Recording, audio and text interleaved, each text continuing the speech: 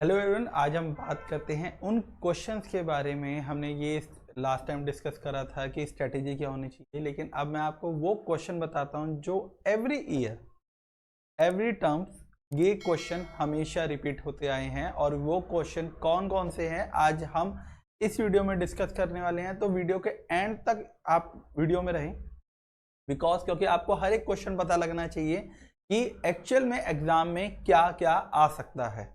तो बिना time waste करे हम स्टार्ट करते हैं।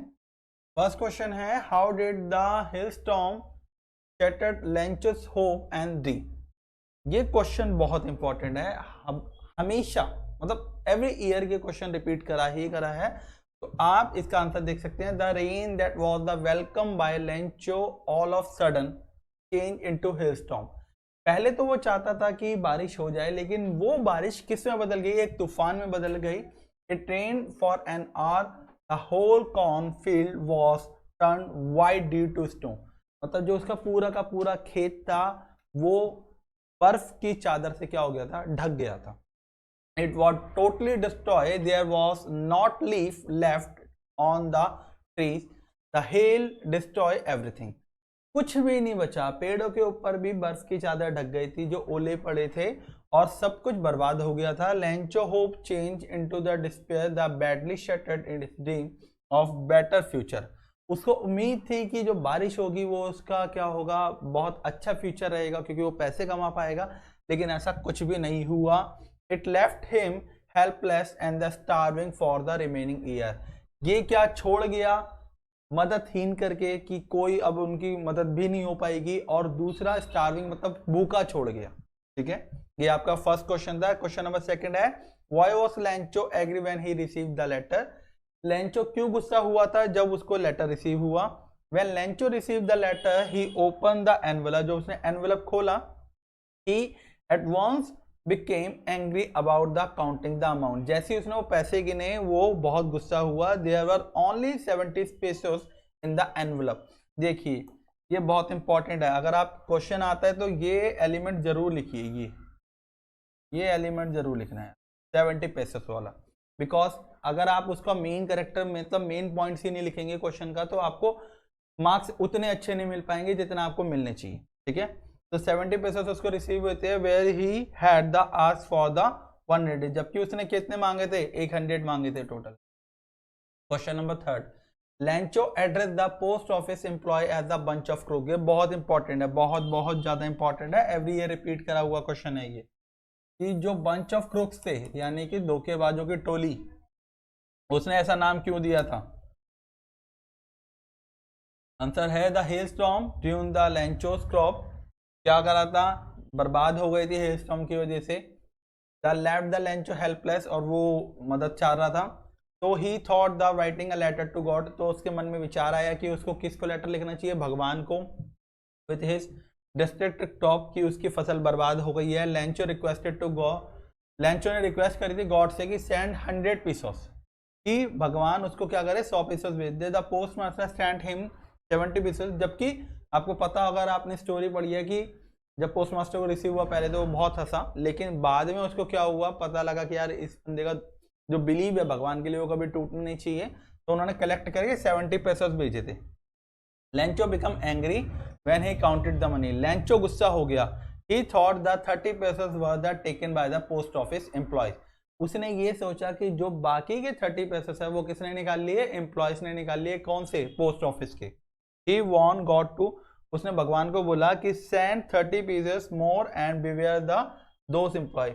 अब की बारी मुझे डायरेक्टली भेजना, इनके हाथ मत भेजना, क्योंकि ये क्या है? धोखेबाजों की टोली है, पैसे निकाल लेती है। ये क्वेश्चन था, ये इसका आंसर है। नेक्स्ट क्वेश्चन है, describe the Mandela's the journey from the prisoner from the first black president of the South Africa. Nelson Mandela did a life long struggle. आपको पता होगा इस चैप्टर में बताया गया था कि साउथ अफ्रीका में ब्लैक और व्हाइट के लिए बहुत डिस्प्यूट हुआ करता था। तो पहले ब्लैक प्रेसिडेंट थे जो रेशियल डिस्क्रिमिनेशन, ये रेशियल डिस्क्रिमिनेशन का मतलब क्या होता है? रंग के आधार पर, रंग के आधार पर क्या करना? डिस्क्रिमिनेशन करना। ये बहुत इंपॉर्टेंट वर्ड है। अगर आप ऐसे वर्ड नहीं डालते हो ऐसे आंसरों में, तो आपको हाई चांस है कि उतने अच्छे मार्क्स नहीं मिल पाएंगे, बेटर मार्क्स नहीं मिल पाएंगे।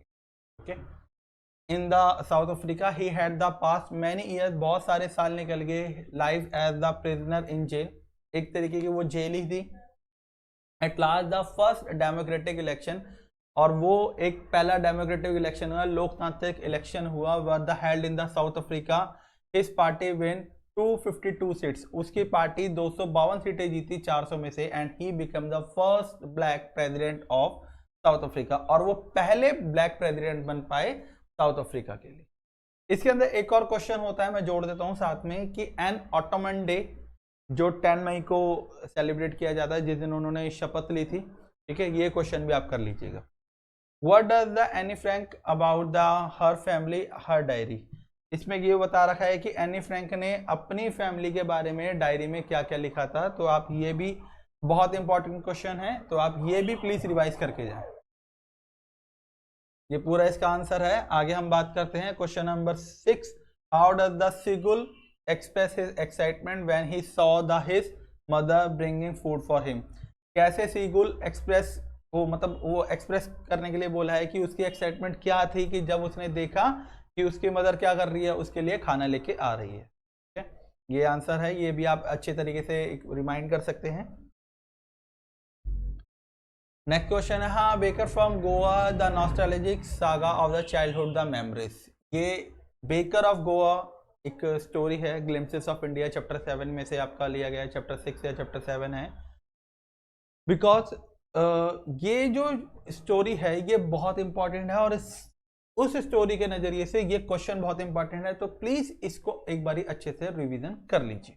नेक्स्ट है, in Coorg which is the season of joy, ये बहुत इंपॉर्टेंट है। कुर्ग आपको पता होगा केरला की तरफ एक स्टेट है, सॉरी केरला की तरफ एक जगह है ये, जो बहुत ही खूबसूरत है, साउथ की तरफ पड़ती है ये, उसके आपका चैप्टर भी दे रखा है, पार्ट 2 है, तो उसके बेस पे ये जो क्वेश्चन है ये बहुत इंपॉर्टेंट है कि Coorg which is the season of joy, ये सीजन ऑफ जॉय कैसे हो सकता है। आगे है, what game did the misbill invent the London, मिसबिल ने कौन सी गेम इन्वेंट करती है लंदन के लिए, उसके लिए ये बहुत इंपॉर्टेंट क्वेश्चन है, तो आंसर आप यहां से देख सकते हैं इसका। Question number 10, why does the Maxwell से that the air hostess was the very queen of her kind, why does the Maxwell, Maxwell ने ऐसा क्यों कहा कि जो एयर होस्टेस थी वो बहुत ही ज्यादा क्या थी, उसके लिए विनम्रता क्या रही, तो ये इसके लिए आंसर है। आप इसको अच्छे से याद कीजिए, मैं बार बार एक बार रिपीट कर रहा हूं कि इन क्वेश्चनों को जरूर जरूर जरूर आप रिवाइज करके जाइए, क्योंकि ये क्वेश्चन हर ईयर रिपीट हो रहे हैं। What information did he collect from the first बस राइड, जो वल्ली वाली स्टोरी है कि वल्ली ने कौन सी इंफॉर्मेशन कलेक्ट की थी अपनी फर्स्ट राइड से। How did the Valli save the money for her first जनवरी, उसने कैसे अपनी फर्स्ट जनवरी के लिए पैसे बचाए थे वो। अब ये जो है ये आपकी पोयम है, यहाँ से इसके अंदर मैंने क्वेश्चन मार्क नहीं करे हैं, तो है ना, ये पोयम है, ठीक है, तो ये पोयम आप देख सकते हैं। इन पोयम से जो क्वेश्चन आंसर है वो भी मैं आपको बता देता हूँ कौन कौन से आप ज्यादा करके जाइए, इस तरीके के क्वेश्चन आएंगे आपके एमसीक्यू में, तो आप ये पोयम करके इन क्वेश्चंस को क्या कर सकते हो, अच्छे से आप इसमें से देख सकते हो, ठीक है। नेक्स्ट पोयम हमने ये रखी है, जिसके अंदर से ये क्वेश्चन इसके आ सकते हैं, रिपीट हो सकते हैं, ये आप देख सकते हैं। अब पोयम के अलावा जो हमारे पोएट क्वेश्चन जो आ जाते हैं मेनली, वो कौन कौन से हैं। How does the crow change the poet moon, crow ने कैसे पोएट का मून चेंज कर दिया था, आपको पता होगा, स्नो गिरी उसके ऊपर, ये सारी चीजें हैं। जो हेमलॉक ट्री होता है, ये आंसर इसका दिया गया। आगे दिया गया, how does the poet react the crow and the hemlock tree, poet ने क्रो पर और हेमलॉक ट्री पर क्या रिएक्ट किया, ठीक है। आगे दे रखा है, what does the fire and ice, ये जो आपकी पोयम है फायर एंड आइस, उससे ये क्वेश्चन बहुत इंपॉर्टेंट है, आप देख सकते हैं। The fire and ice ice the for the what is the general opinion regarding the world, मतलब आपको पता होगा अगर आपने ये पोयम पढ़ी है, और जिन्होंने नहीं पढ़ी उनके लिए भी बता देता हूँ कि इसके अंदर ये ओपिनियन दिया गया था कि जो जब भी प्रलय आएगी, जब भी ये डिजास्टर होगा, वर्ल्ड खत्म होगा हमारा, वो किससे होगा, फायर से या आइस से, क्योंकि दोनों के अपने अपने ओपिनियन थे, उसके लिए ये दिया गया है, ठीक है। आगे है, to say that the Destruction ice is also great the poet. What is does the stand for the? How is the sufficient to bring destruction?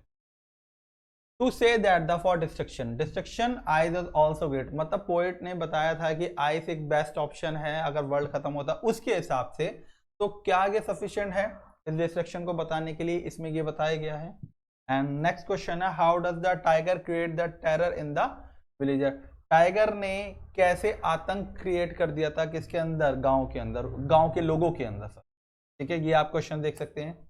आगे दे रखा है what does the poet want to convey through this poem. Poet क्या कहना चाहता है इस poem के थ्रू, क्या वो मैसेज लेना चाहता है। ठीक है, तो आप ये देख सकते हैं टाइगर्स वाली जो पोएम थी उसके अंदर से। एंड नेक्स्ट क्वेश्चन है how can you identify the Asian lion and the Bengal tiger. Asian lion और बंगाल टाइगर के अंदर आपको डिफरेंस बताना है, ये भी काफी ज्यादा पूछा जाता है क्वेश्चन। आगे है Amanda's mother give her the list to do dos and don'ts, what impact does the have Amanda. आपको पता होगा पोएम के अंदर कि अमांडा को क्या बोला गया था उसकी मदर ने कि कौन से काम करने और कौन से नहीं करने की लिस्ट दी थी, तो उन कामों का, उस चीजों का क्या प्रभाव रहा अमांडा के ऊपर। नेक्स्ट क्वेश्चन है list the thing which is the Amanda's mother does not want to her to do. और वो कौन कौन सी चीजें थी जो उसकी मदर चाहती थी कि अमांडा बिल्कुल भी ना करे। नेक्स्ट है what did the custard look like. Custard कैसे देखते हैं, सरसों। And what are the Annie views the external beauty. Annie's की क्या थी एक्सटर्नल ब्यूटी की बाहरी सुंदरता क्या है। ठीक है, लास्ट क्वेश्चन है हमारा why does the young man love the forever herself alone. जो यंग मैन था वो अपने आप से हमेशा अकेले रहने में ही ज्यादा प्यार करता था। ये क्वेश्चन आपके 24 क्वेश्चन से, इसको मैंने थोड़ा जल्दी लेके चला क्योंकि आपके पास भी टाइम कम है और आपको ज़्यादा ज़्यादा रिवीजन भी करानी है, मेरा ये टारगेट है। तो एक और बात, ये नंबर है जिसको और आंसर की पीडीएफ चाहिए होगी प्रॉपरली तो वो मुझसे मैसेज में बोल सकता है, हम उसको आंसर की पीडीएफ प्रोवाइड करवा देंगे। होपफुली अगर आप ये क्वेश्चन करते हैं तो ये श्योरिटी रहेगी कि आपके जो क्वेश्चन आंसर का सेक्शन है जो 40 मार्क्स है उसके अंदर अच्छे मार्क्स आ पाए। अगर आपको वीडियो अच्छी लगी हो तो लाइक कर दीजिए, चैनल को सब्सक्राइब जरूर करें क्योंकि आने वाले जितने भी अपडेट्स हैं वो आपको मिलते हैं।